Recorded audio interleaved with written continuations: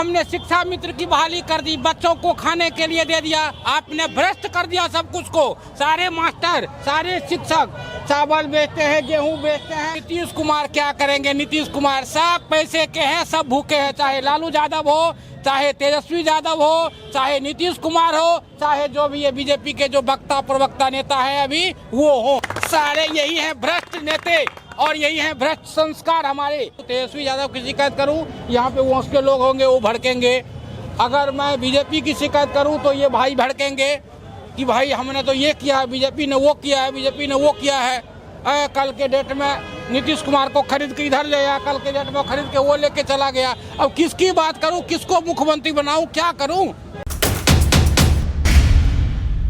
क्या नाम हुआ आपका? मेरा नाम रंजीत मिश्रा हुआ। मैं अररिया जिला से बिलोंग करता हूँ।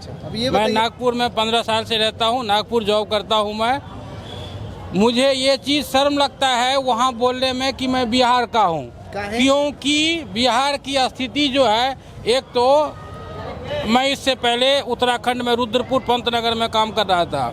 हरीश रावत हुए वहाँ के मुख्यमंत्री, उन्होंने टैक्स फ्री करवा करके 200-400 एकड़ ज़मीन मॉर्गेज करके वहाँ पे इंडस्ट्री, टाटा मोटर, महिंद्रा, अशोक लीलैंड, बजाज, ऐसे वोल्टास जैसे बड़ी बड़ी कंपनी लगाई, जिसमें कि करोड़ों आदमी वहाँ के अलावा पूरे भारत के लोग वहाँ पे जाके काम करते हैं। यहाँ हमारे यहाँ ऐसे कौन से मुख्यमंत्री नहीं हैं जो 15 साल 20 साल नहीं रहे हैं। उन्होंने क्या किया? उन्होंने क्या किया?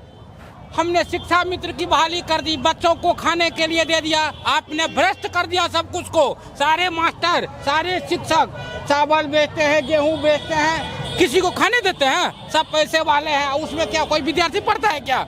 बोल रहे हैं अभी शिक्षा की बात हो रही थी। शिक्षा को तो ये चावल, आटा, दाल, साइकिल दे करके भ्रष्ट कर दिया है।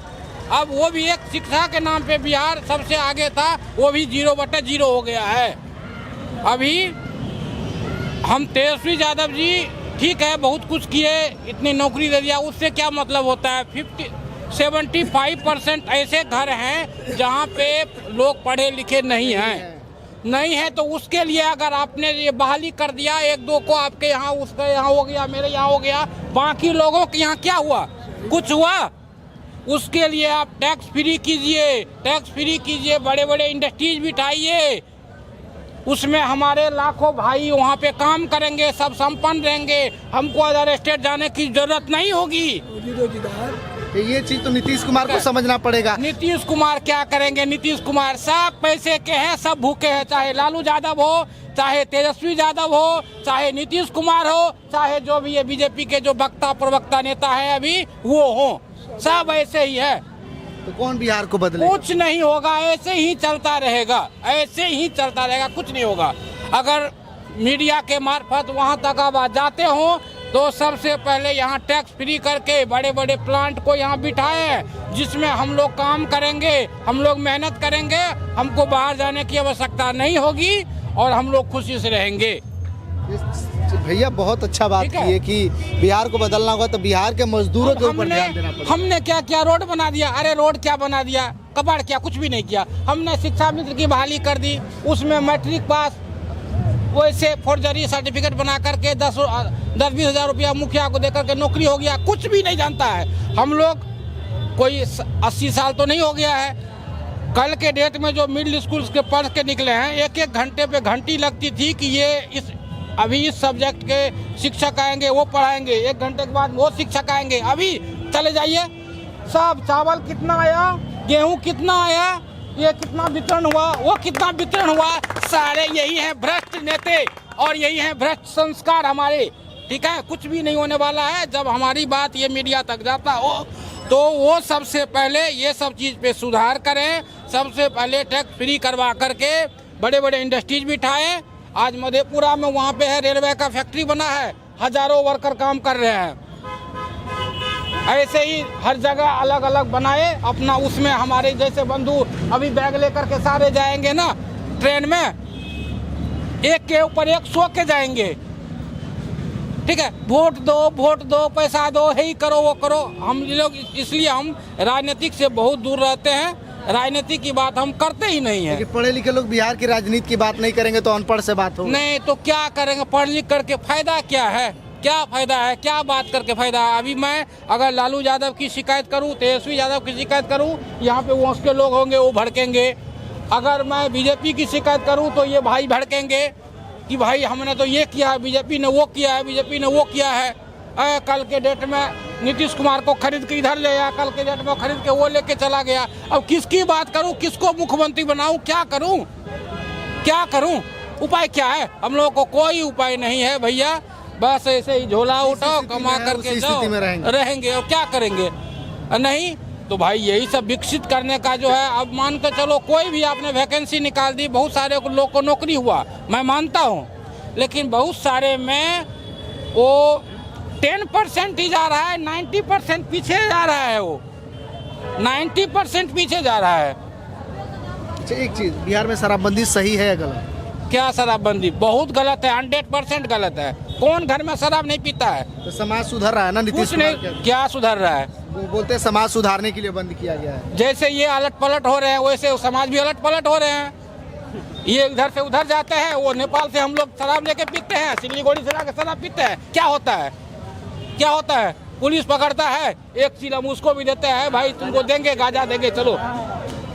हमारे गांव में वो चौकीदार है, वो घूमता है हर जगह कि कोई शराब तो नहीं पीता है, वो खुद गजेड़ी है, उसको गांजा का एगो पुड़िया दिया, बस हो गया, बात खत्म। तुम अपना शराब पियो, बीड़ी पियो, सिगरेट पियो, जो भी करना है तुम करो, तुम्हारी राज है भाई। क्या मतलब है, क्या मतलब है भैया? 15 सालों से बाहर रहने में आपको तकलीफ नहीं लगता है? भैया तकलीफ क्या रहेगा? बाहर रहते हैं, खूब कमाते हैं, खूब खाते हैं, खूब पीते हैं, ठीक है, तकलीफ क्या रहेगा? खूब मस्त है। जब यहाँ है ही नहीं, परिवार लेकर के थे भैया हम, वो तो थोड़ा सा वो हो गया, इसलिए परिवार यहाँ आ गए हम लोग लेकर के। अभी हम बैचलर बन के रह रहे हैं, आए थे, सडनली जाना पड़ रहा है, कंपनी का फ़ोन आया था, इसीलिए जो है सो यहाँ आकर के बैठे हुए हैं। अभी 8 बजे में ट्रेन है, उससे पकड़ के नागपुर जाएंगे। એટલે भैया बड़ी अच्छा बात की है, बिहार को बदलने के लिए सभी समाजों को लेकर के चलना पड़ेगा, चाहे वो जो है कि अनपढ़ हो और चाहे पढ़े लिखे। पढ़े लिखे को तो रोजगार दे दिया, अनपढ़ को कौन रोजगार देगा? उसके लिए फैक्ट्री लगाना पड़ेगा, फैक्ट्री लगेगा तो दोनों लोगों को रोजगार। पढ़े लिखे भी उसमें जो है कि इंजीनियर के पद पे, बड़े बड़े मैनेजर के पद पे जा सकते हैं, और अनपढ़ लोग वहाँ पे मजदूरी कर सकते हैं। तो दोनों लगाएंगे ना, कम से कम झाड़ू तो लगाएंगे, झाड़ू का भी सैलरी है ना। बिल्कुल है। अभी इसमें जितने भी वर्कर हैं, जितने भी हैं, ये सब ऐसे ही हैं, स्किल्ड कोई नहीं होगा, सब ऐसे ही हैं। क्योंकि मैं 15 साल से जॉब कर रहा हूँ और मतलब सीनियर लेवल पे काम कर रहा हूँ। मैं एक एज ए ब्रांच मैनेजर हूँ मैं रिटको लॉजिस्टिक में। रिटको लॉजिस्टिक में 1000 ट्रकें हैं और उस ट्रक में हमारे ब्रांच में 110 ट्रक है, उसका मैं ब्रांच मैनेजर हूँ। मुझे पता है ना हमारी हैसियत क्या है बाहर में, इनकी हैसियत क्या होगी वहाँ पे, मुझे पता है, ठीक है ना। इसीलिए सब वही है, कुछ भी हो जाएगा तो कम से कम झाड़ू लगा के भी तो 10,000 रुपया यहाँ कमाएंगे। यहाँ अगर 10,000 रुपया कमाएंगे, वहाँ अगर 25,000 रुपया सैलरी है ना, तो दोनों म्यूचुअल है, वो दोनों म्यूचुअल है।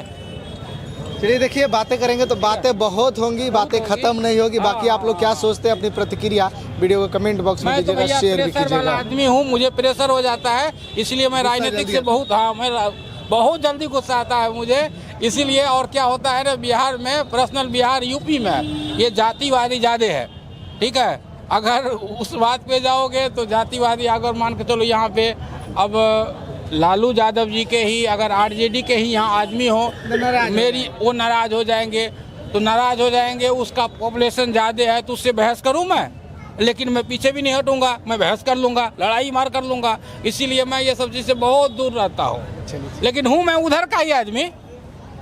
अभी समझ में नहीं आ रहा है कि वोट किसको करना है। तो मेरा जो है ये कहना है कि अब आरजेडी केंद्र लेवल का तो है नहीं, केंद्र राज्य लेवल का है। तो एक बार मैं जनता से ये कहूँगा कि भाई केंद्र से लेकर के राज्य तक में पूरा एक वो कर दो, ताकि वहाँ का लिंक डायरेक्ट यहाँ आए। अभी हम तेजस्वी यादव की यहाँ पे सरकार बना देंगे, वहाँ से दिल्ली से कुछ पास ही नहीं होगा, कुछ पास ही नहीं होगा दिल्ली से। फिर पुनर्मुस्को भव, फिर हम जगह पे ही आ गए, 5 साल फिर पीछे चले गए। एक बार उसको भी मिला के देखो। मेरा ये कहना है कि केंद्र और राज्य को एक बार सीढ़ी लगा करके देखिए कि कितना माल हम खींच रहे हैं। ये फायदा डायरेक्ट अभी गुजरात को हो रहा है ना, बहुत जगह हो रहा है, क्यों यूपी को नहीं हो रहा है? यूपी को नहीं हो रहा है, बीजेपी और बीजेपी। बीजेपी और बीजेपी। तो मैं ये कह रहा हूँ कि भाई एक बार सीढ़ी को जोड़ के देखिए, सीढ़ी को तोड़िए मत। अभी अगर आप, हाँ, अगर ये गठबंधन हो बीजेपी से कांटेक्ट हो तो कोई बात नहीं, लेकिन बीजेपी और आरजेडी का 36 का आंकड़ा है, 36 का आंकड़ा है, कभी ऐसा हो ही नहीं सकता है, हो ही नहीं सकता, हो ही नहीं सकता है। राजनीति तक सर कुछ भी कहा जा सकता है। नहीं कुछ नहीं कह सकते हैं। ये बीजेपी मतलब नरेंद्र मोदी और लालू प्रसाद यादव जी यानी तेजस्वी यादव जी को 36 नहीं 72 का आंकड़ा है, कभी वो नहीं हो सकता है। इसीलिए एक बार मैं ये कहूँगा कि केंद्र और राज्य को जोड़ो, सीढ़ी को मिलाओ, उसका फायदा लो, इसके बाद देखेंगे फायदा आने वाला है तो ठीक है, नहीं तो जातिवाद तो हमारे यहाँ ये है। विश्वा जी को जानते हैं, असम के जो मुख्यमंत्री हैं? हाँ जानते हैं। वो भी 36 का आंकड़ा था, कांग्रेस में थे तो बीजेपी के साथ, लेकिन अभी बीजेपी में आ गए और एक मुख्यमंत्री बन के बैठे हैं। देख लीजिए, अभी वो असम को देख लीजिए क्या तरक्की है। बहुत सारे, मैं असम में भी, गुवाहाटी में भी रहा हूँ, 1 साल पिछले साल में गुवाहाटी में ही था, ट्रांसफर होकर के यहाँ गुवाहाटी आया हुआ था। देख लीजिए, छोटी सी राज्य है, एकदम मस्त है, खुश है सब। वहाँ पे हमको तो लगता है 50% बिहार के लोग बस रहे हैं वहाँ पे, 50% लोग बस रहे हैं। और असम के लोग यहाँ आते हैं? नहीं आते। क्यों नहीं आते हैं? जरूरत ही क्या है, सब कुछ वहाँ पे सुविधा मिल रहा है। तो हमें भी जरूरत दो, हमें भी जरूरत दो, चाहे जो भी सरकार हो, हमें उस जरूरत को पूरा करें। जातीय जनगणना क्या लगता है, सही हुआ कि गलत? जातीय जनगणना देखिए, बीजेपी है, ये कुछ भी कर सकता है, चाहे जातीय हो चाहे जो भी हो। बीजेपी तो जैसे भी करेगा, वो खरीदना पड़ेगा, वो खरीद करके अपना वो तो सत्ता जोड़ ही लेगा। अभी केंद्र की बात है, वो तो जोड़ ही लेगा, बाकी 5 साल के बाद 3 साल बचा हुआ है, इसमें इसका कुछ विकल्प निकालिए जो कुछ समाधान होगा। 24 के चुनाव में देखते हैं कि नरेंद्र मोदी फिर से आते हैं या सरकार बदलती है, और 25 के चुनाव को भी इंतजार करना पड़ेगा। मैं एक तरफ से मोदी का विरोध भी कर रहा हूँ। हाँ। क्यों कर रहा हूँ? कल मैं गांव में था, कोटेदार आया एक झोला लेकर के देने के लिए, उसमें लिखा हुआ था 1800 करोड़ रुपया उसमें खर्चा हुआ है वो झोला छपाने में। भाई क्या मतलब है ये सब चीज़ का? कम से कम आपको जागरूक किया जा रहा है, सरकार काम कर रही है, 1800 करोड़ दे रही है। क्या ये क्या मतलब होता है भैया? है ये क्या मतलब होता है इसका?